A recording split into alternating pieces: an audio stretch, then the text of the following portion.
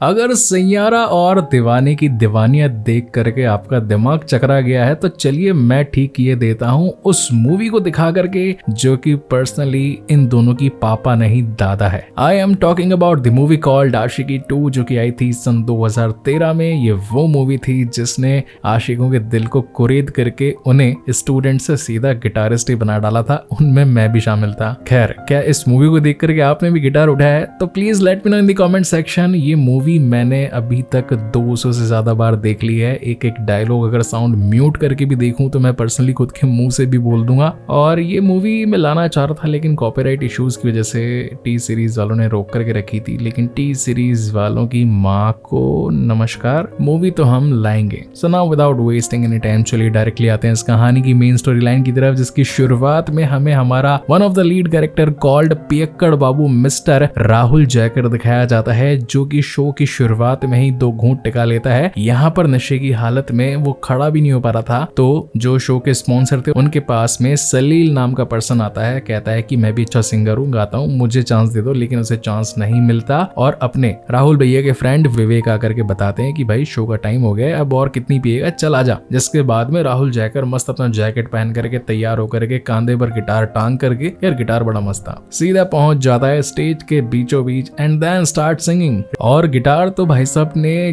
Gibson less Paul पकड़ा था, लेकिन पता नहीं क्यों बजाओ.com की ब्रांडिंग गिटार पर लगा दी थी। छोटी सी डिटेल मैंने नोटिस कर ली थी तो मैंने बता दिया। खैर, गाना आता है सुन रहा है ना तू रो रहा हूं मैं। It's a very very emotional song, या फिर कहें कि द लव एंथम उस टाइम का। मीनवाइल सॉन्ग के चलते यहाँ पर सलील कुछ बियर के कैंस फेंक कर मार देता है राहुल को। राहुल को गुस्सा आ जाता है, वो नीचे उतरकर उसमें 2 फेंट जड़ देता है। अब यहाँ पर झगड़ा बढ़ जाता है तो विवेक यहाँ उसे इस मूवमेंट पर दूर चले जाने के बारे में कहता है। तब यहाँ पर राहुल कहता है कि मुझे अभी और भी पीनी है, मेरा कोटा खत्म हुआ नहीं है, मुझे अपनी गाड़ी की चाबी दे दे और जब मुझे जरूरत होगी तो फोन करके बुला लूंगा। भाई साहब निकल पड़ते हैं अपनी दारू की लत को पूरा करने के लिए। पीछे पीछे उनका बैकग्राउंड ट्रैक भी दिखाया जाता है कि कैसे एक अच्छा सिंगर बना वो, पूरा का पूरा उसकी जर्नी, उसके सॉन्ग्स, उसकी कामयाबी, उसके खिताब, ये सब कुछ हमें दिखाया जा रहा था। और फिर गाड़ी आकर के रुक जाती है कहानी की मेन लीड कैरेक्टर कॉल्ड आरोही केशव शिर्के के सामने आकर के। और ये जगह इसी के लिए मैं गोवा गया था, जिसका नाम था Our Lady of the Immaculate Conception Church of Goa. यहाँ पर आरोही मैडम के टमाटर बिखर गए थे और आलू भी गिर गए थे, जो कि टोटल 30 रुपए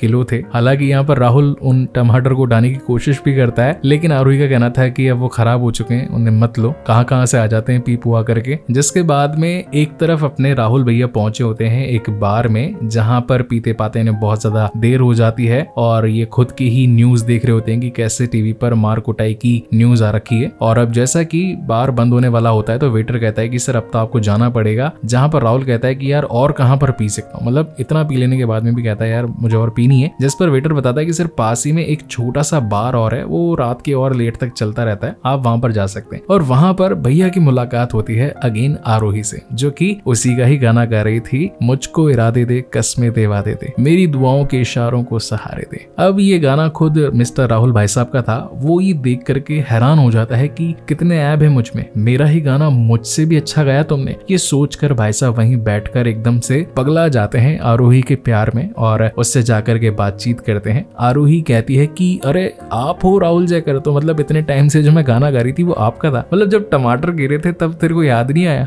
और यार मेरे अकॉर्डिंग उल्टा होना चाहिए, पहले इंसान शो कर लेता है फिर फ्री होके घर पर टमाटर लेकर के जाता है। यहाँ पर मैडम पहले टमाटर लेकर के आई फिर बाद में शो करने पहुंची, थोड़ा गलत नहीं हो गया? खैर, इन बिटवीन यहाँ पर विवेक पहुंच जाता है अपने राहुल भाई को ढूंढता हुआ और कहता है कि यार 3:30-4 बजने वाली सुबह के, अभी तो घर चलो। लेकिन राहुल भैया को तो हो चुका था आरोही से प्यार, तो वो शंकर भाऊ से पोल करके आरोही का एड्रेस निकलवा लेते हैं और फिर सीधा पहुंच जाते हैं उसके घर के नीचे। कहते हैं चिल्ला करके आरोही नीचे आओ, मुझे बात करनी है तुमसे। आरोही जब नीचे आती है तो बोलती है कि अरे आप यहाँ पर क्यों आ गए, अगर मिलना है तो कल मिल सकते हैं आराम से। जहाँ पर राहुल को कहना था कि गुणवंती से प्यार हुआ तो क्या कहना, तुम ही वो गुणवंती हो। तो कुल मिलाकर के इन दोनों की लव स्टोरी सेट हो गई थी और घर पर आने के बाद तो आरोही भी नाचने लग जाती है। एंड देन सीन शिफ्ट होता है नेक्स्ट मॉर्निंग, जहां पर आरोही के बॉस शंकर भाऊ को राहुल ने बहुत सारे पैसे दे करके आरोही को अपने साथ काम करने के लिए मनवा लिया था और ये कहा था कि अब आज के बाद तुम्हारे इस छोटे से बार में गाना नहीं गाएगी, तुम्हारा ये जो बार जिन सिंगर्स के गानों पर चलता है, कम से कम उन गानों को गाने वाले सिंगर्स की रिस्पेक्ट तो करो। एंड देन राहुल राहुल आरोही को ये कह करके जाता है कि मैं जाकर के अपने सीनियर्स, अपने कंपोजर्स और लेबल के साथ में बातचीत करवा करके तुम्हारे कुछ नए सॉन्ग्स मार्केट में उतरवा दूंगा, जिससे कि तुम्हारी कला को एक अलग पहचान मिलेगी। तुम्हें बस अपने गांव जाना है, एक नए सिम कार्ड से मुझे फोन कर देना है, जब तक मैं अपने स्टूडियो की सेटिंग कर लूंगा और फिर एक नई शुरुआत करेंगे। अब यहाँ पर आरोही अपने कई सारे सपनों के साथ में राहुल को बाय बोल करके सीधा अपने घर निकल जाती है, जहाँ पर हम उसके फादर केशव जी को देख पाते हैं, जो कि फ्री में लोगों के रेडियो दुरुस्त कर रहे थे। आरोही की मम्मी को भी दिखाया जाता है, माधवी को, जो कि अब घर पर पैसे ना होने की वजह से टेंशन में रहती है। आज खाना क्या बनाना है, सब्जी क्या लानी है, उनके भी पैसे नहीं होते हैं इन लोगों के पास में। और वो तो उल्टा ये पूछ लेती है कि आरोही, तुझे तो बढ़िया हिंदी सिखवा करके उस्ताद के पास में गाना वगैरह भी करवाया, खर्चा किया, अच्छी हिंदी सिखाई, फिर भी वापस लौट आई तू। अब ये बात मुझे सचमुच पता नहीं थी। मुझे ये लग रहा था कि पूरे इंडिया में सिर्फ हिंदी ही बोली जाती है।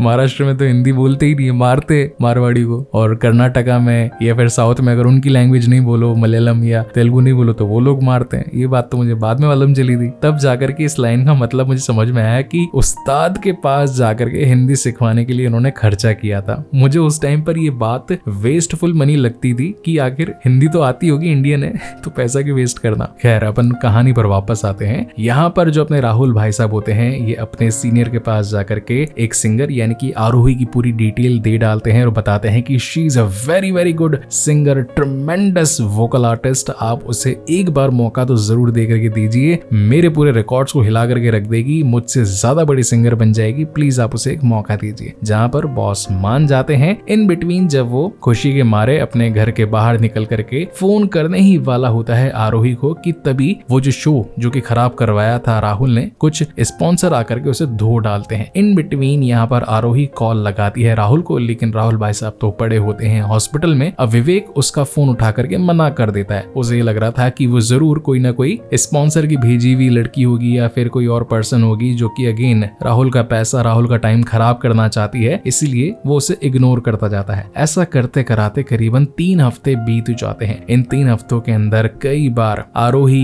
नीचे राहुल की बिल्डिंग में आकर के पूछ कर भी जाती है कि क्या राहुल भाई साहब आए यहाँ पर, लेकिन चौकीदार मना कर दिया करता था। अब एक दिन की बात होती है जब विवेक और राहुल गाड़ी में बैठ करके वहां से निकल रहे थे और आरोही ने उन्हें देख लिया। उसे ये लग रहा था कि राहुल कितना धोखेबाज इंसान है, उसने मुझे सपने दिखा करके मेरे सारे सपने तोड़ दिए। वो जाकर के सलीम भाई से एक काम मांगने के लिए पहुंच जाती है और बोलती है कि चाहे कोई भी जगह हो, कैसी भी प्लेस हो, मैं गाना गाने के लिए तैयार हूँ। इन बिटवीन यहाँ पर राहुल को भी पता चल जाता है कि आरोही यहाँ पर आई थी और 1-2 बार नहीं, 3 हफ्ते से रेगुलर आ रही थी, लेकिन फिर भी विवेक ने उससे ये बात छिपाई। अब यहाँ पर राहुल और विवेक के बीच में झगड़ा हो जाता है एंड देन सीधा पहुंच जाता है राहुल आरोही के पास में से समझाने के लिए और बताने के लिए कि मेरी धुलाई हो चुकी थी और मैं आने वाला था तुमसे बातचीत करने के लिए, मगर मैं हॉस्पिटल में मौजूद था। अब मैं आ गया हूँ और अब हम ढेर सारे सॉन्ग्स रिकॉर्ड करेंगे, तुम्हें एक अच्छा सिंगर बनाएंगे। तो वो अगले दिन पर मिलवाने लेके चला जाता है अपने सीनियर के पास में। अब सीनियर कहता है कि नॉर्मल जो गली में गाने वाले लोग होते हैं और एक जो प्लेबैक सिंगर्स होते हैं जो कि स्टूडियो में रिकॉर्ड करते हैं, उनमें बहुत अंतर होता है। वो अंतर पहले तो तुम समझाओ आरोही को कि आखिर ये सिंगर्स होते कैसे हैं, सारी ये रिकॉर्डिंग्स वगैरह किस टाइप से की जाती है। एंड देन रिकॉर्डिंग स्टार्ट हो जाती है। माइक था सैमसंग का। मैंने उस टाइम पर अगर थोड़ी बहुत माइक पर रिसर्च कर ली होती तो मेरे पास में भी 2013-14 में एक अच्छा माइक आ गया होता, मैं भी अच्छा खासा बड़ा सिंगर बन गया होता। लेकिन अगर सिंगर बन गया होता तो फिर आपके लिए फिर इतनी प्यारी मूवीज कैसे एक्सप्लेन करता। तो खैर, सॉन्ग यहाँ पर आता है तू ही ये मुझको बता दे, चाहूं मैं या ना। ये सॉन्ग इतना ज्यादा प्लेफुल होता है, इतना वंडर होता है, जहां पर एक बड़े से ग्राउंड के अंदर राहुल जोर जोर से कहकर ये चिल्लाता है कि Aarohi Keshav Shirke the upcoming rising star. और खैर, अब तो आरोही का एक सॉन्ग भी रिकॉर्ड हो गया था, वो फाइनलाइज भी हो जाता है और उसको एक साइनिंग अमाउंट भी मिल जाता है। इसी बीच यहाँ पर राहुल के फादर का फोन भी आता है। वो पूछते हैं कि क्या तू खुश तो है, जहां पर राहुल को बताना था कि हाँ पापा मैं खुश हूँ। और अब नेक्स्ट डे प्लेबैक सिंगिंग के लिए उसे बुलाया जाता है, जहां पर सिंगिंग करते वक्त उसे थोड़ी सी हेजिटेशन हो रही थी, जहां पर राहुल उसे थोड़ा काम करता है, उसे थोड़ा समझाता है। एंड देन अगेन एक सॉन्ग आता है फीमेल वर्जन वाला, तुम ही हो अब तुम ही हो मेरी आशिकी, अब तुम ही हो। और बेसिकली ये वाला रोड का एनटीजी कंडेंसर माइक्रोफोन था, जिसके बाद में एक अवार्ड सेरेमनी आती है। यहाँ पर आरोही के गाने एकदम बढ़ चढ़ कर बोल रहे थे, स्पॉन्सर्स भी बहुत ज्यादा खुश हो गए थे। इन चीजों को देख करके कहीं ना कहीं राहुल को ये लगने लगता है कि फाइनली उसकी मेहनत कामयाब हुई। मगर उसी दिन जब वो एक बार में बैठ करके पी रहा था तो कुछ लोग साइड में खड़े होकर के बातचीत कर रहे थे कि राहुल जयकर कितना बड़ा पियक्कड़ है। ये बात अगर आरोही को पता चल गई तो वो कितना ज्यादा हैरान परेशान हो जाएगी, क्योंकि गरीब का बच्चा है ना, बस आएगा उसकी उल्टियां साफ करेगा और ये राहुल भी बस उसका मिसयूज करेगा। लेकिन राहुल को ये चीजें बहुत बुरी लगती है और उसे अब दो चीजों में से किसी एक को चूज करना था, या तो अपनी दारू या फिर अपनी आरोही। एंड देन कहानी में रोते राते एक और सीन आ जाता है जहां पर स्टूडियो भी तहस नहस कर दिया था और सिर्फ दारू के लिए इधर उधर देख रहा था वो। यहाँ पर आरोही को एक बहुत ही बढ़िया इनाम मिला था, अवार्ड सेरेमनी में उसका नाम भी लिया गया था। वो तो खुशी उसे हो नहीं रही थी, बस उसे पीने की तलब हो रही थी, जहां पर आरोही उसे थोड़ा शांत करती है। कहानी में एक और अगेन सॉन्ग आता है, वन ऑफ माय फेवरेट, हम तेरे बिना रह नहीं सकते। ये मैं गाना चाहता हूँ लेकिन अभी गाऊंगा तो कॉपीराइट पक्का आएगा, क्योंकि सीन के साथ में ऑडियो सीक्वेंस मैच हो जाएगा। इसके लिए आप मेरा म्यूजिकल चैनल यानी कि म्यूजिकल हितेश वाला चैनल जरूर चेकआउट कीजिएगा, उसमें मैंने ये गाना जरूर गाया हुआ है यार। और अगर नहीं गाया होगा then let me know, again एक बार फिर से गा दूंगा। और जैसा कि अब आरोही एक अच्छी सिंगर बन गई होती है तो उसका घर भी चेंज हो गया होता है, जहां पर उसकी माँ पूछती भी है कि बिना शादी किए एक नए घर को बसा रही है तू, सब कुछ ठीक तो कर रही है ना। जहां पर आरोही ये कहती है कि बस अब राहुल ही मेरी जिंदगी है, राहुल ही मेरी हर खुशी है। अब एक दिन की बात होती है जब राहुल को काम वगैरह मिल नहीं रहा होता है और पैसे भी अब धीरे धीरे खत्म होते जा रहे थे, जहां पर वो अगेन विवेक के पास पहुंच करके हेल्प मांगता है। तो उसकी मदद करवाने के लिए विवेक उसे एक सॉन्ग रिकॉर्डिंग के लिए ले जाता है। यहाँ पर अंकित तिवारी भी बैठा होता है जो कि कहता है कि एक बार सिंगर फेमस हो जाने के बाद में जब फ्लॉप होता है तो कितना मनहूस लगता है, आखिर कैसे बताएं। और यहाँ पर सॉन्ग की रिकॉर्डिंग चल रही थी, आशा नहीं यहाँ आशिक हो जाना, पलकों पे कांटों को सजाना। लेकिन अब जैसा कि बहुत ज्यादा उसने पी ली होती है और पी पी करके गले के तार जला लिए होते हैं, दैट इज वाई वो ठीक से गा नहीं पाता और उसका ये वाला कॉन्ट्रैक्ट भी कैंसिल हो जाता है। और अब एक बार की बात होती है जब आरोही और राहुल अपने घर पर बैठे होते हैं, इन्होंने पिज्जा ऑर्डर किया होता है और डिलीवरी बॉय ऑटोग्राफ मांगता है आरोही का, ना कि राहुल का। ये चीजें उसे बहुत ज्यादा हर्ट करती हैं और अब तो धीरे धीरे करके नौबत यहाँ तक आ गई थी कि घर के पैसे खत्म हो जाते हैं। जो भी जगह पर उसने छिपा करके रखे थे पैसे वो भी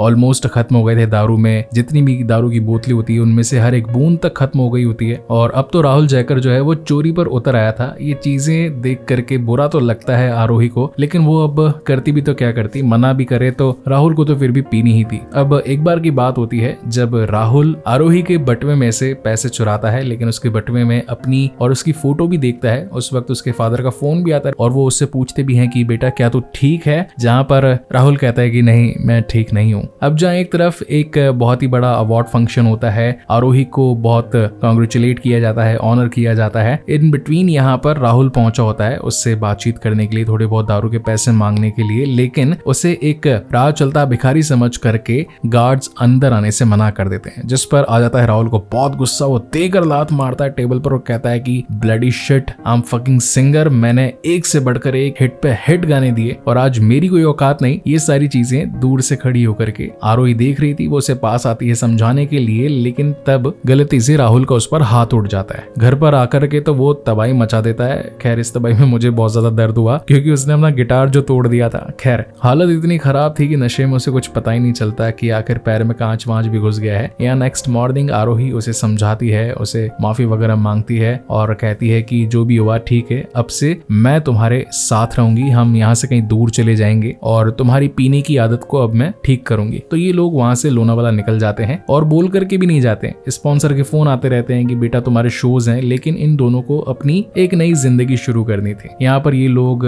हंसते हैं, गाते हैं, आरोही राहुल की शेव भी करती है। ये तो मेरा पर्सनल फेवरेट सीन भी है और दोनों अब पेशे से सिंगर हैं तो इनकी बनती भी काफी अच्छी थी। ये बेसिकली देखा जाए तो एक पॉजिटिव साइन होता है। अगर दो डॉक्टर्स साथ में है तो अच्छी बनती है, दो इंजीनियर्स हैं तो भी अच्छी बनती है, अगर दो सिंगर्स हैं तो मतलब सोने पे सुहागा। एंड देन यहाँ पर एक और बढ़िया गाना आता है, चाहे दुख हो चाहे सुख हो हमने तुझको है पुकारा। देखा जाए तो इसके सारे गाने अल्टीमेट हैं। अब ऐसा करते करते काफी वक्त बीत चुका होता है। स्पॉन्सर आकर के इनके घर पर भी पहुंचता है और बताता है कि यार काफी टाइम हो गया है, शोज दोस्त तुम कर नहीं रहे हो, आकर के बड़े लोग बड़े स्पॉन्सर्स मुझे हरेस कर रहे हैं, तुम आकर के अपना काम पूरा करो यार। और कब तक तुम इस पियक्कड़ राहुल के साथ में रहोगी, अपनी जिंदगी बर्बाद करती रहोगी। हर सिंगर को बस कुछ ही साल मिलते हैं, राहुल का टाइम एक बार था, वो आकर के गया, अब तुम्हारा टाइम है, तुम्हें अब काम करना है अपने फ्यूचर के लिए। वो पीता है तो उसे पीने दो, छोड़ दो उसे। लेकिन ये चीजें दूर बैठ करके सारी राहुल सुन रहा था और उसे बुरा लगने लगता है। एक बार की बात होती है जब आरोही का एक शो चल रहा था और वो नीचे खड़ा था, तभी वो बियर का कैन उठा करके उसे पीने के बारे में सोचता है। कार्लसबर्ग बियर थी वैसे तो। तब वहां पर सलील पहुंच जाता है और कहता है कि क्या हो गया, पीने के पैसे नहीं है? जिस पर राहुल कहता है कि नहीं, कोल्ड ड्रिंक है तो दे, मैंने आजकल पीना छोड़ दिया है। तभी वहां पर मजूमदार नाम का एक रिपोर्टर पहुंच जाता है और कहता है कि हमने ये सुना है कि आरोही तुम्हारी अब एक रखेल बन चुकी है, बस तुम्हारे लिए आगे पीछे घूमती है और उसकी जिंदगी भी तुम्हारी वजह से तबाह हो रही है। इस पर आ जाता है राहुल को बहुत गुस्सा और वो उसमें 2 चांटे दे मारता है और गुस्से में एक दारू की बोतल पूरी की पूरी पी करके वहां से निकल जाता है। अब जाहिर सी बात है, ज्यादा पी ली है तो रोड पर लड़ाई झगड़ा तो होगा ही, तो उसे पुलिस धर लेती है, जहां पर आरोही को सीधा पुलिस स्टेशन में आना पड़ता है और मराठी में भाऊ को समझाती है कि भाऊ मैं सांगता ना, उसको फक्त राग आतो है, मतलब कि बहुत ज्यादा गुस्सा आता है। थोड़ी बहुत तो पुणे में रह करके मैं भी मराठी सीख गया था, कहीं मराठी लोग मुझे नहीं मारना शुरू कर दे इस चक्कर में। खैर अब यहाँ पर इतनी ज्यादा हालत खराब हो जाती है कि पुलिस से छुड़वाने के लिए आरोही को अपने गोल्ड के कंगन वगैरह रखवाने पड़ते हैं। लेकिन पुलिस वाला अच्छा मराठी होता है, मराठी भाई, वो कहता है कि नहीं ताई तुम जाओ, ये पागल है, इसको मैं छोड़ देता हूँ, लेकिन थोड़ा ध्यान रखो इसका। यहाँ पर घर पर सिंगल साहब आए होते हैं और बताते हैं कि यार देखो बात ऐसी है कि अब वक्त आ गया है राहुल को छोड़ने का, क्योंकि अगर वो तुम्हारे साथ रहेगा तो तुम्हारी कैपेबिलिटी, तुम्हारा कैलिबर सब कुछ बर्बाद ही होता रहेगा। तो बेटर यही रहेगा कि अब उसे छोड़ दो, क्योंकि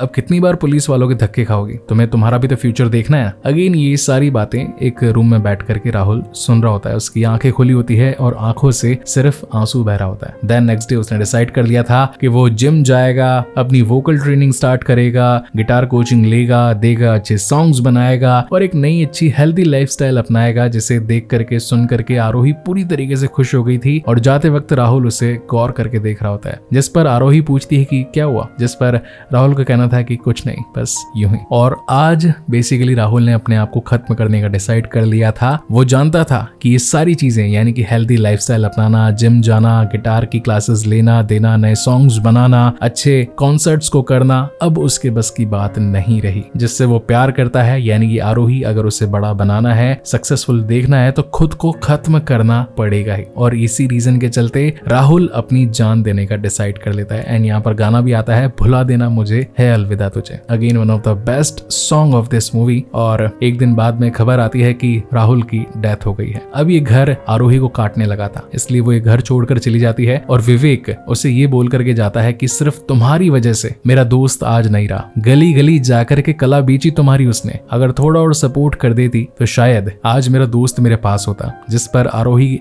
एक शब्द कहती है कि राहुल इज ए कायर। वो लोग कायर होते हैं जो कि जिंदगी को उनकी मुश्किलों के चलते हार जाते हैं। दर्द तो आखिर जिंदगी देती है और मुझे नफरत है ऐसे कायर से, अच्छा हुआ कि वो इस दुनिया से ही चला गया। खैर इतना जबरदस्त गुस्सा भी वही कर सकता है जो कि जबरदस्त प्यार करता होगा। अब यहाँ पर हमें एक सक्सेसफुल लाइफ दिखाई जाती है आरोही केशव शिर्के की, जो कि फाइनली एक बहुत बड़ी सिंगर बन चुकी होती है। अब एक दिन की बात होती है जब एक बीच के पास में बैठी होती है, किनारे पर एक कपल मतलब कि बच्चे होते हैं, वो घूम रहे होते हैं और ऑटोग्राफ मांगते हैं, जिस पर आरोही लिख करके देती है कि लव फ्रॉम आरोही राहुल जैकर, यानी कि मन में ही उसने राहुल से शादी कर ली थी। और मूवी की एंडिंग में वो कपल भी बिल्कुल वैसे ही पोज मारता है जैसे कि कभी राहुल और आरोही मारा करते थे, और मूवी यहीं पर खत्म होती है। खैर कहानी तो यहाँ पर खत्म हो गई, लेकिन इस कहानी ने बहुत से लोगों के दिलों में एक अलग अनोखी जगह बना ली थी। जब 2013 में ये मूवी आई थी, पर्सनली उस टाइम पर बहुत से लोगों ने पीना भी स्टार्ट कर दिया था, बहुत से लोगों ने जैकेट उठा करके बारिश में किस करना स्टार्ट कर दिया था, और मेरे जैसे लोगों ने जिन्हें ये दोनों चीजें नहीं मिलती है या फिर आती नहीं है, उन्होंने गिटार बजाना शुरू कर दिया था। तो आप इनमें से कौन सी कैटेगरी में फॉल करते हैं, please let me no in the comment section. Movie मेरे दिल के बड़े करीब थी, इसलिए मैंने एक्सप्लेन करी। आपको पसंद आई तो अच्छी बात है, नहीं पसंद आई तो जो आपको पसंद है वो नाम बता दीजिए, हम वो वाली मूवी आपके लिए जरूर लेकर के आएंगे। और अगर चैनल पर पहली बार आए हैं तो प्लीज यार जाते जाते सब्सक्राइब तो बनता है। तो चलिए, thank you so much guys for watching this long video. मिलते हैं अगले वीडियो में।